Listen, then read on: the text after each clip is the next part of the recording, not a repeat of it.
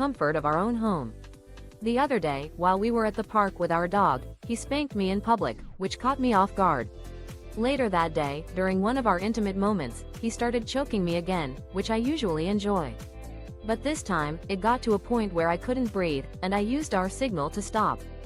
He just looked at me and said he wasn't going to stop because he was in the mood to kill me. I thought it was just a momentary lapse and let it slide.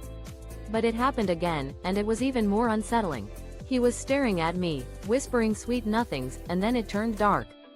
He said I was his TIFU by not killing a wasp when I had the chance. TLDR at bottom. This story begins 3 days ago and concluded yesterday morning. This is the most exciting shit that has happened to me in weeks, people. I have, despite loving the outdoors, never been stung by a wasp. The most epic fail in wasp hunting history. TLDR at bottom. This tale begins 3 days ago and concludes yesterday morning.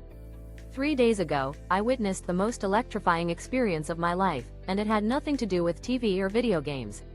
It all started in my bathroom when I encountered a wasp hovering around my shower curtains, its buzzing a warning that my tranquil morning routine was about to be disrupted. I sprang into action, hastily brainstorming ways to dispatch the unwelcome visitor. After discovering the point of entry, a slightly ajar window, I took measures to fortify myself against the wasp's attack.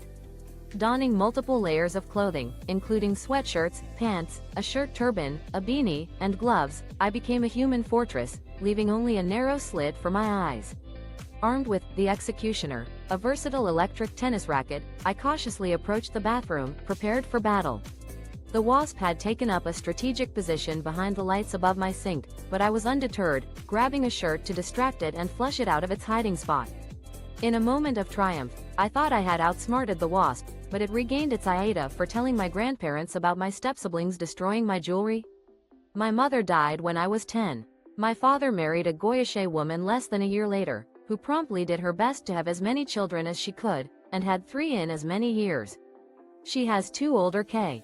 Am I the asshole for telling my grandparents about my stepsiblings ruining my valuable jewelry? I lost my mother at a young age. She passed away when I was just 10. My father remarried a woman with 3 children from a previous relationship, and they welcomed 2 more additions shortly after. The household has been filled with 6 kids ever since. I'm the only grandchild from my mother's side and the only granddaughter in the family. My grandparents have a tradition of gifting me jewelry, and I inherited my mother's collection after her passing. Our family's customs emphasize the importance of authentic jewelry, and I have a vast collection worth around $100,000. I'm quite particular about the value and sentimental worth of each piece. When I returned home from visiting a friend, I noticed that my stepsiblings had left a heap of my jewelry on the playroom floor. It appeared they had been playing rough and had smashed or shot at many of the pieces with BB guns. I was outraged and immediately alerted my father, who arrived with his wife and dismissed the situation. The damage was substantial, with several heirlooms beyond repair. My stepmother didn't seem to care about the destruction, instead pretending to scold her children and later AITA for quitting on the spot even though we were understaffed, and it made my manager cry. I worked at a retail store in the mall. The store is divided into men's, women's and children's clothes. I always worked women's, and on the weekdays I was always the only employee. Was I in the wrong for walking out in the middle of my shift due to my manager's questionable behavior and leaving the store shorthanded? I worked at a retail store in the mall, which was organized into distinct sections for men's, women's, and children's clothing. During weekdays, I was often the sole employee in the women's department. On my last shift, 2 colleagues and I arrived for our scheduled hours. Our manager, Lisa, discreetly pulled me aside and mentioned that a person claiming to be my father had called the store 5 times, inquiring about my schedule. I was perplexed by this claim, as it sounded nothing like my father's behavior. I even contacted him, and he assured me that he had made no such calls. Feeling uneasy, I inquired as to whether Lisa had indeed disclosed my schedule to this individual.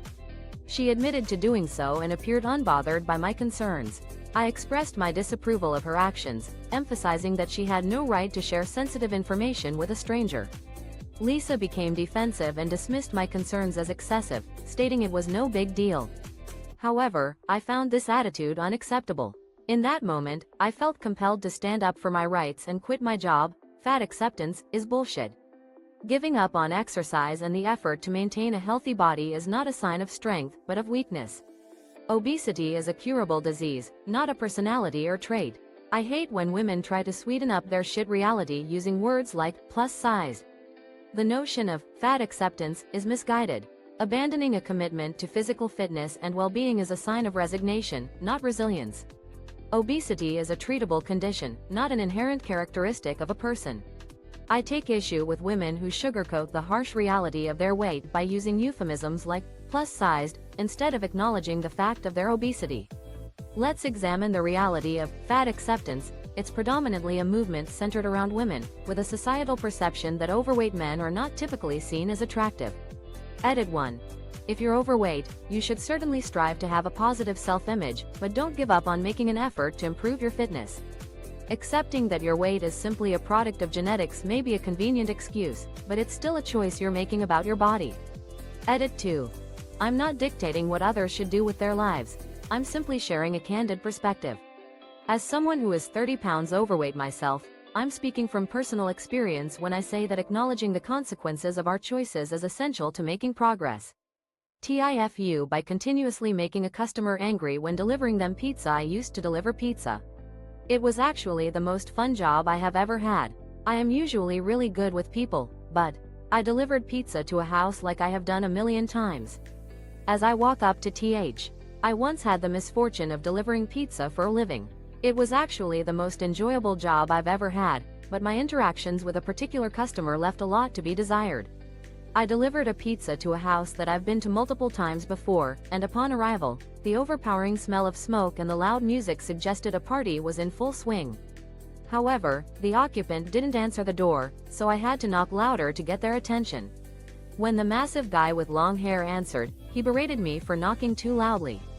I apologized and continued on my way. The following weekend, I received the same address, but this time, it was Unit B in a fourplex. As I made my way down the concrete stairs to deliver the pizza, I knocked on the door.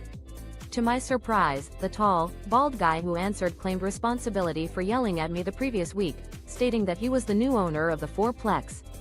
He had indeed shaved his head, which threw me off entirely. I apologized for not recognizing him and quickly left.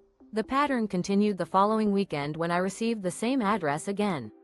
As I made my way down the concrete steps, my pizza bag got caught. AITA for calling my body-positive coworker unhealthy, deluded, and bitter after some rude comments she made about me. I'm currently working part-time at a restaurant on my university's campus. I mostly work shifts with this one girl, we'll call her Anna, who is all for the "Am I the asshole, AITA, for calling out my coworker's hypocrisy after